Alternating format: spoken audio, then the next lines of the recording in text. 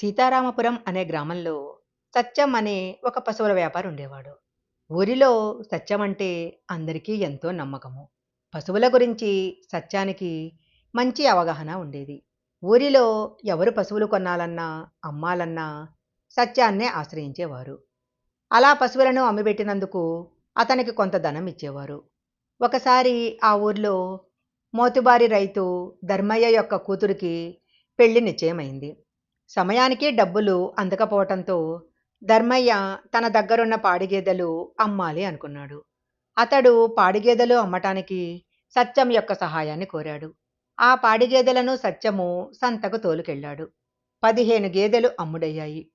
పెద్ద మొత్తంలో సొమ్ము చేతికి వచ్చింది. ఇంతలోనే చీకటి పడింది. వీలైనన్ని గేదెలు అమ్మాలి అన్న ధ్యాసలో ఉన్న సత్యము చీకటి పడిన విషయం గమనించలేదు.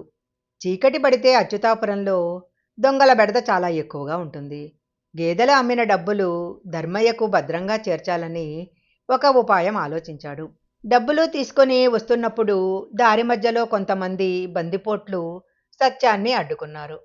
డబ్బులిమ్మమని బెదిరించారు. తన దగ్గర దమ్మిడి లేదని, కావాలంటే వెతుక్కోమని సత్యము వాళ్లతో గట్టిగా అన్నాడు. బందిపోట్లు ఎంత వెతికినా సత్యం దగ్గర డబ్బులు దొరకలేదు. ఇక వాళ్ళేం చేసేది లేక వెళ్ళిపొమ్మని వదిలేశారు. ధర్మయ్య ఇంటికి చేరుకున్న సత్యము అమ్ముడైన 15 గేదెల సొమ్ముని అతనికి అప్పజెప్పాడు. దారిలో బందిపోట్లు అడ్డగించిన విషయం కూడా చెప్పాడు. అంతా విన్న ధర్మయ్య, బందిపోట్ల కళ్ళు ఎలా కప్పావు అని అడిగాడు. అప్పుడు సత్యం ఇలా చెప్పాడు. దారిలో ఇలాంటి ఆపద వస్తుందని ముందుగా నా దగ్గరున్న డబ్బులన్నీ 5 భాగాలు చేసి 5 గేదెల మెడల్లో ఉన్న గంటల్లో కట్టాను. అలా మీ డబ్బు సురక్షితంగా మీకు చేర్చాను అని సత్యం తాను చేసిన పని గురించి చెప్పాడు. సత్యం తెలివితేటలను మెచ్చుకున్న ధర్మయ్య అధిక మొత్తంలో డబ్బును అతనికి ముట్టజెప్పాడు.